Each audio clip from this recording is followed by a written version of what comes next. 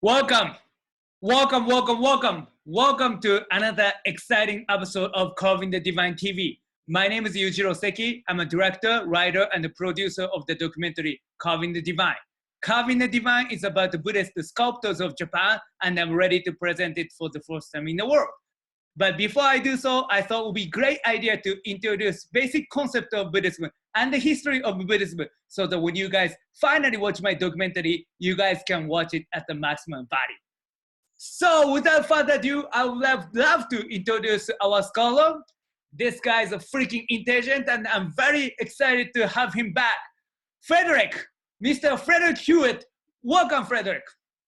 Yes, thank you so much, Yuji. I am also excited to be back tonight. Awesome. So we have a lot to cover, so we're gonna just dive into what we're gonna talk about today. So we've been talking about the Kamakura School of Buddhism, and last time we talked about the Jodo Shinshu, which is a very revolutionary. Today we're gonna talk about the Jodo Shinshu. I know they sound kind of similar, but I think it's important for us to clarify some of the differences and also what Jodo Shinshu is about.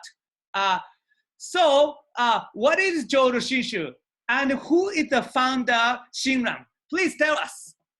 Yes, both excellent questions, Yuji. Jodo Shinshu, it translates to True Pure Land School of Buddhism, in contrast with Jodo Shu, which is the Pure Land School. The founder, Shinran, he was a very close disciple of Honen, who we talked at length in our last episode. And they both shared pretty parallel lives. Shinran, just like Honen, entered the monastic life at a very young age, at 9 years old. He was in Mount Hiei studying Tendai Buddhism for 20 years.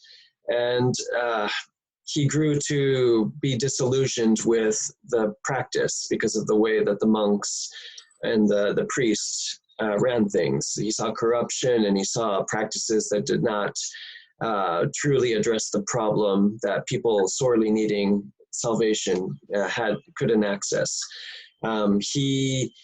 He was attracted to Honen's message, and he dropped out of the monastery on Mount Hiei at age 29 to join Honen and preach about Nembutsu, which is, as we mentioned before, chanting or invoking the name of Amitabha Buddha, the celestial being of the Pure Land of Western Paradise, who has infinite mercy and compassion for all living beings, regardless of whatever karma you've accumulated in the past.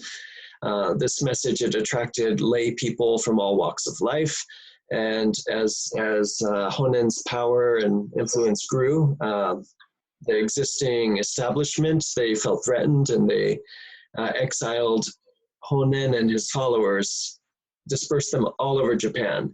Honen, he ended up in the island of Shikoku, and Shinran, he ended up in Echigo, which is on the Sea of Japan. That was the last time that the two men met, because Honen, he passed away about 5 years later. But Shinran, he was a fierce votary of the Pure Land teaching, and he continued to build upon that teaching for the next 50 years. In Echigo, he took the practice one step further. While Honen, he put emphasis on chanting the name of Amitabha Buddha.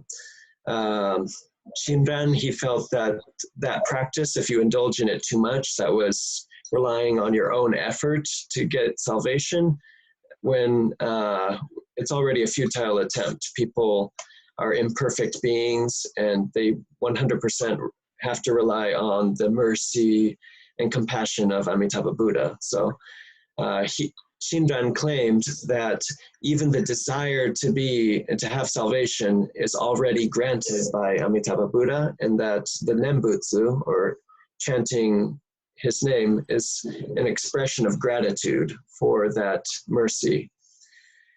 And Shinran, he also, he believed that everybody was equally capable of salvation, and he became one of the lay people. He got married with the nun Eshin. He had children, he ate meat, so he broke away from the long-standing precepts that forbade the religious practitioners from doing those things. So it's pretty revolutionary for that time, but Shinran's message is that you can live a lay person's life and still have salvation. Everything is based on our faith and the tariki, so the outside power or mercy of Amitabha Buddha. And he continued teaching for the next 50 years in different parts of Japan. He was pardoned eventually by the Japanese government that had exiled him. And most likely he didn't see himself as establishing an independent school of thought, but carrying on his mentor's mission to preach the Nembutsu to all people that are suffering. It wasn't until hundreds of years later in modern Japan, the end of the 1800s, that they officially called it Jodo Shinshu, the true Pure Land school. But Shinran, he was an exemplary individual.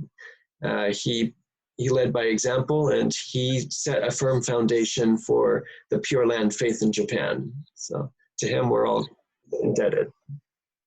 Wow, well said. So yes, if you guys think this information is useful, make sure to subscribe my YouTube channel, follow me on Twitter and Instagram, and like me on my Facebook, because that's how we do it in the 21st century. So see you next time. Yes, thank you so much, Yuji. I'll see you all next time.